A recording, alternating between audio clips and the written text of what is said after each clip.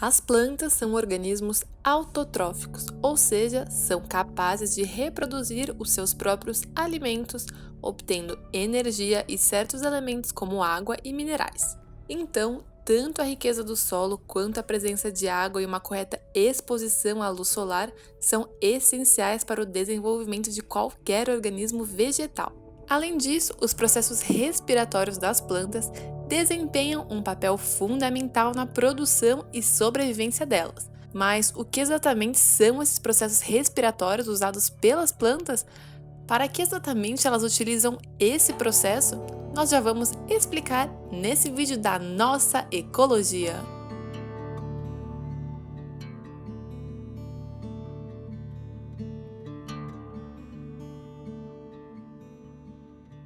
Os estômatos das plantas são estruturas celulares de uma vital importância para a sobrevivência de qualquer organismo vegetal, já que eles são responsáveis pelo bom funcionamento da respiração das plantas e de outros processos. Os estômatos consistem em duas células epidérmicas arredondadas e um orifício chamado ostiolo, que é capaz de se fechar automaticamente em situações de excesso de dióxido de carbono ou falta de água. Normalmente, eles ficam na parte de baixo da folha e para evitar a exposição direta à luz solar, embora às vezes também apareçam em caules herbáceos. Agora nós explicaremos mais detalhadamente como os estômatos intervêm na respiração das plantas. No processo de respiração das plantas, as trocas gasosas acontecem através dos estômatos e das lenticelas. Os estômatos estão localizados no tecido epidérmico das folhas e caules das plantas. Já as lenticelas estão localizadas nas áreas inertes do caule, da casca e da raiz. Elas têm uma forma lenticular, como uma lente biconvexa, e a sua função é permitir a troca de gases entre os tecidos internos da planta e a atmosfera. Então, as plantas levam o oxigênio para o interior e expelem o dióxido de carbono para o exterior, graças ao estômatos, lenticelas e tecido epidérmico.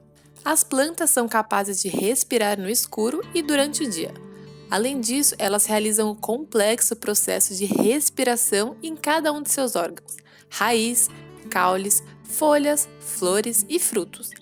Essa respiração é baseada em vários estágios de reações químicas, nas quais os gases são trocados, a energia química é obtida em pequenas quantidades e compostos orgânicos como glicose ou sacarose são convertidos em ácidos inorgânicos. Esse processo é possível graças ao seu surpreendente mecanismo enzimático, que direciona o conjunto de reações que são realizadas ao longo de todo o processo das vias metabólicas da respiração da planta. Então, os substratos das reações respiratórias nas plantas são o oxigênio e glicose e a sacarose. Já o resultado dessas reações são o dióxido de carbono, água e energia.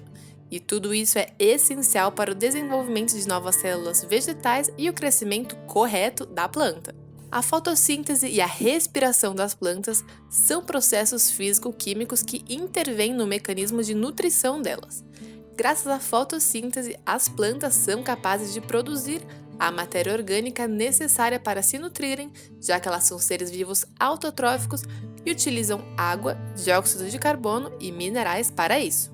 Esse processo é realizado em cloroplastos, requer uma certa quantidade de luz e terminará na produção de matéria orgânica e na liberação de oxigênio. Por outro lado, paralelamente, acontece o processo de respiração da planta, que é através do qual as plantas retiram o oxigênio do ar e expelem o dióxido de carbono. Isso acontece nas mitocôndrias do organismo vegetal.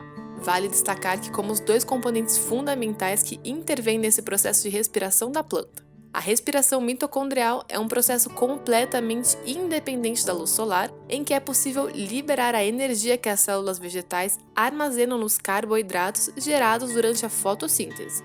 E a fotorrespiração é um processo dependente da luz que serve para o crescimento e a manutenção saudável das plantas, atuando também como um mecanismo de proteção responsável por liberar o excesso de energia fotoquímica e então proteger as folhas das plantas contra possíveis fotooxidação, que é aquele dano devido ao excesso de luz.